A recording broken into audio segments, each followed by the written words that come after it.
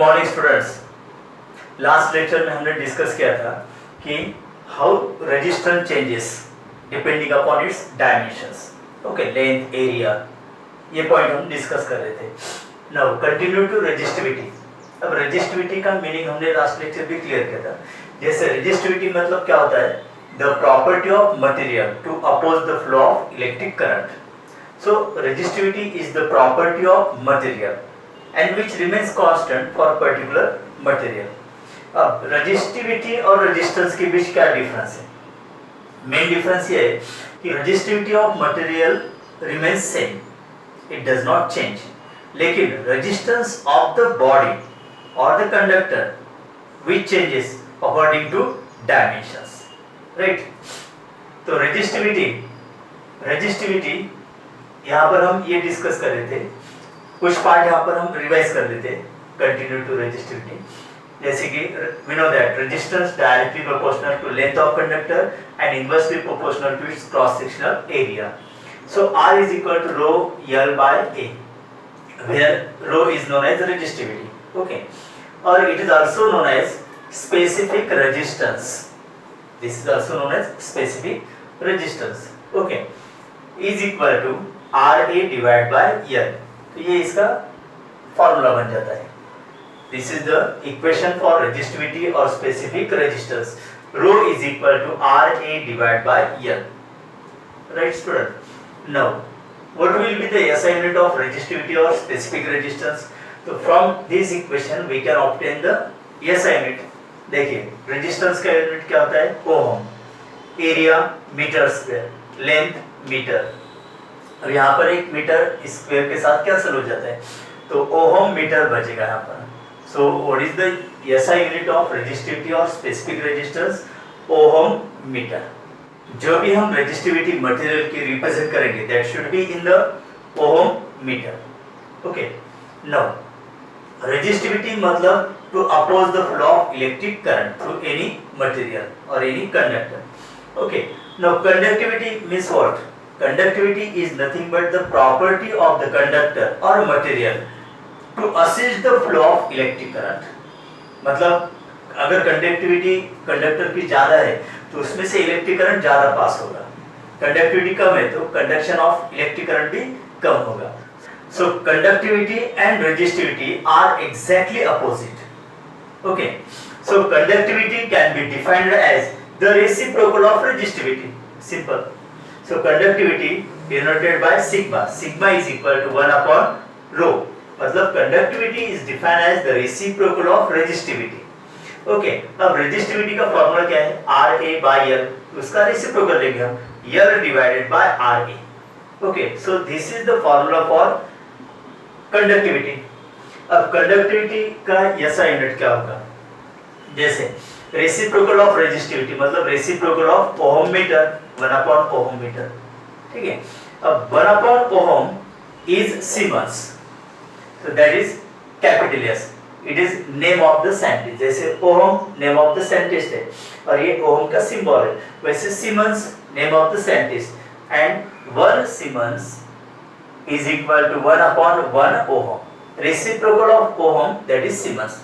तो 1 upon ohm को हम सीमेंस लिख सकते हैं, सीमेंस पर मीटर। मतलब कंडक्टिविटी अब मेजर कैसे करेंगे हम? पर ओहम मीटर या फिर सीमेंस पर मीटर, ठीक है।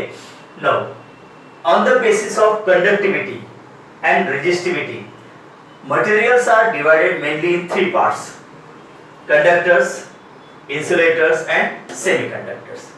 अब कंडक्टर्स मतलब the substances which have high conductivity and low resistivity, मतलब हाई कंडक्टिविटी की वजह से इलेक्ट्रिक करंट पास होगा एंड लो रेजिस्टेंस की वजह से रेजिस्टेंस भी कम रहेगा।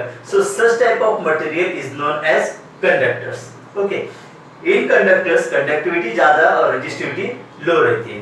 For example generally all metals are good conductors, okay. In good conductors conductivity कितनी रहती है? 10⁻³ to 10⁻8 सीमेंस पर metre. This is range of the conductivity.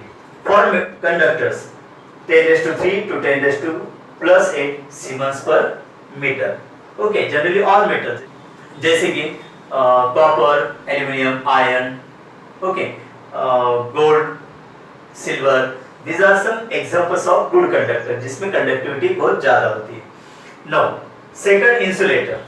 अब इंसुलेटर मतलब जिसमें रेजिस्टिविटी बहुत ज्यादा होगी, कंडक्टिविटी निग्लिजिबल रहेगी, because the materials which has very high resistivity and negligible conductivity are known as insulators। मतलब through the insulators electric current pass नहीं होती, it is bad conductor of electricity। okay, so insulator for example rubber, plastic, wood, okay, these are some examples of insulators। therefore plastic या rubber हम use करते हैं for the coating of conducting wires, है ना, because that is insulator। तो insulator, तो यहाँ पर इंसुलेटर में कंडक्टिविटी बहुत कम होती है, of the order of 10⁻³ to 10⁻10 तक सीमेंस पर मीटर। नेगेटिव में पावर उसका नेगेटिव होता है। देखिए 10⁻³ अब 10⁻³ मतलब 0.001 इस ऑर्डर में रहती है, दैट इज निग्लिजिबल। ओके, बहुत कम कंडक्टिविटी होती है एंड रेजिस्टिविटी बहुत ज्यादा होती है, इस कारण इंसुलेटर में से करंट पास नहीं होता है, राइट। सेमीकंडक्टर्स मतलब क्या होता है? The materials in which conductivity lies between the conductors and insulators. मतलब यहाँ पर 10⁻+3 to 10⁻³ सीमेंस पर मीटर, ओके, इस रेंज में कंडक्टिविटी होती है सेमीकंडक्टर की। मतलब sometimes current can pass through it, sometimes current can not pass through it. For example, silicon, germanium, etc. These are some examples of semiconductors। मतलब semiconductors में conductivity lies between the conductivity of conductors and insulators। Okay, students? Okay. Next, अब यहाँ तक resistivity and resistance how it depends upon the dimensions of the conductor, ये इतना part हमने discuss किया। अब टेम्परेचर का इफेक्ट क्या होता है रेजिस्टेंस पर, ये पॉइंट हम डिस्कस करते हैं। That is temperature dependence of resistance. Okay, now students we will discuss how temperature affect the value of resistance in conductor. Okay, ये तो पॉइंट हम डिस्कस करते हैं। इनिशियली देखिए, suppose this is conductor. Okay, now we know that when potential difference applied across it, the positive charges moves from higher potential to lower potential, or in against direction electron moves from lower potential to higher potential, right। तो यहाँ पर electron का flow होता है from lower to higher potential। now when electron moves from lower potential to higher potential, उस दौरान क्या होता है that electrons continuously collide with vibrating atom।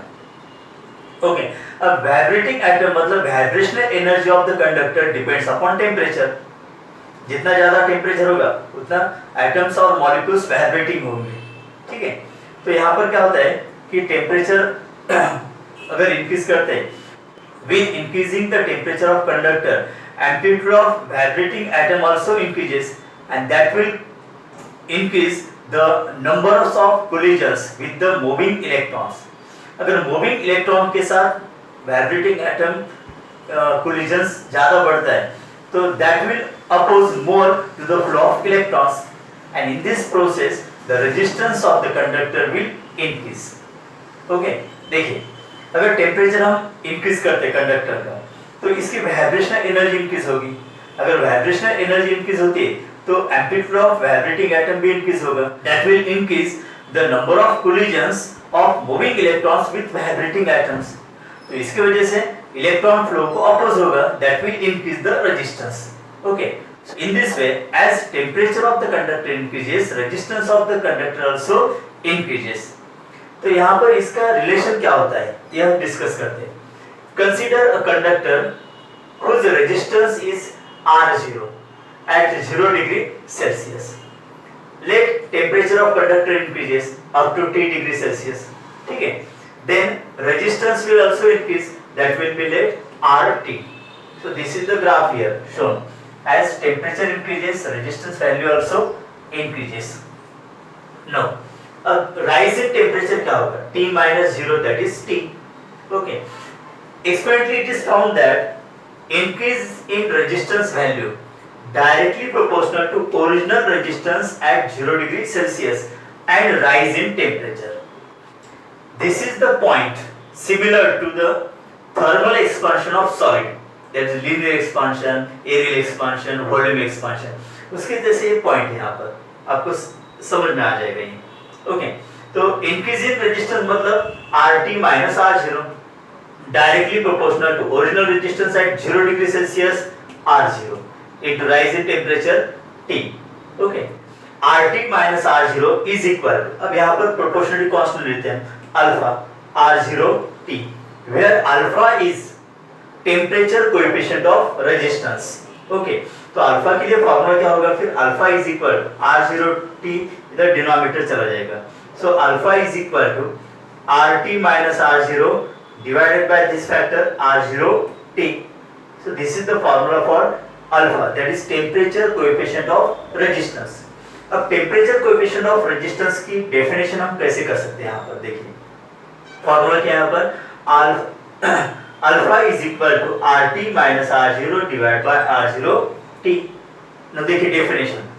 Temperature coefficient of resistance is defined as increase in resistance. Okay. Per unit original resistance at 0 degree Celsius and per degree rise in temperature. This is the definition of temperature coefficient of resistance. Okay.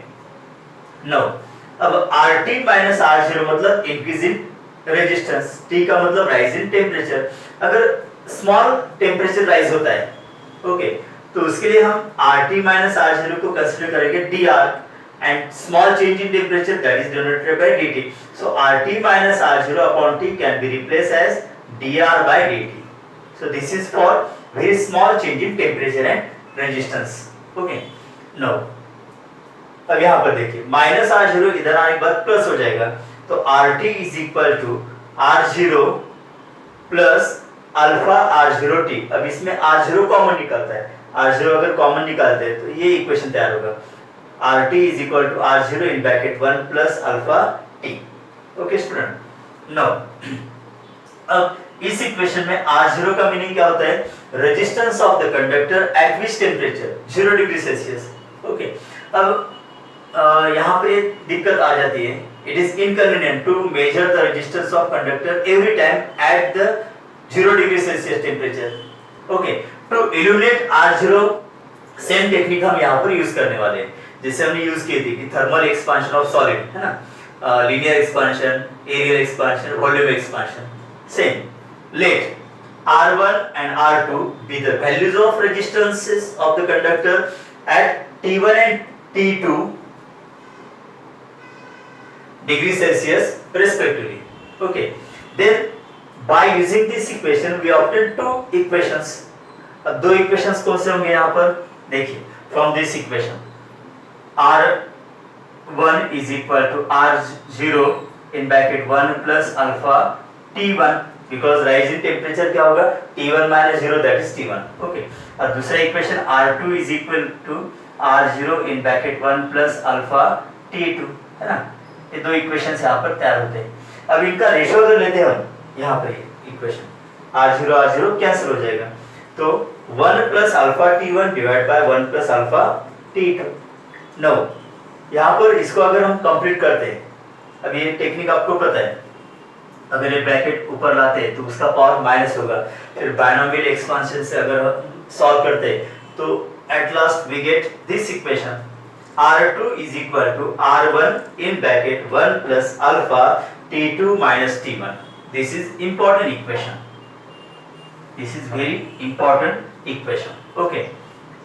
R2 is equal to R1 in bracket 1 plus alpha T2 minus T1. So we can use this equation in numericals or MCQs. Okay. अगर R1 value दिए, T1 T2 value दिए, alpha की value दिए, तो at temperature T2 what will be the value of resistance, इससे हम निकाल सकते हैं। या फिर अल्फा के लिए फार्मूला क्या होगा यहाँ से, फिर R2 minus R1 divided by R1 in bracket T2 minus T1। फिर से वही डेफिनेशन इसकी होती है जो डेफिनेशन यहाँ पर हमने डिस्कस की थी कि temperature coefficient of resistance is defined as increase in resistance, okay, per unit initial resistance value per degree rise in temperature, okay. तो अल्फा का ऐसा यूनिट क्या होगा, फिर यहाँ पर यूनिट होगा, देखिए, increase in resistance and initial resistance ohm get cancelled, 1 divided by increase in temperature that is 1 upon degree Celsius, that is per degree Celsius, okay, ये यूनिट होगा, या फिर पर केल्विन, ये केल्विन में होगा। This is all about temperature dependence of resistance. तो यहाँ पर ये प्रूव होता है कि as temperature increases resistance value भी यहाँ पर इंक्रीज हो जाती है, ठीक है।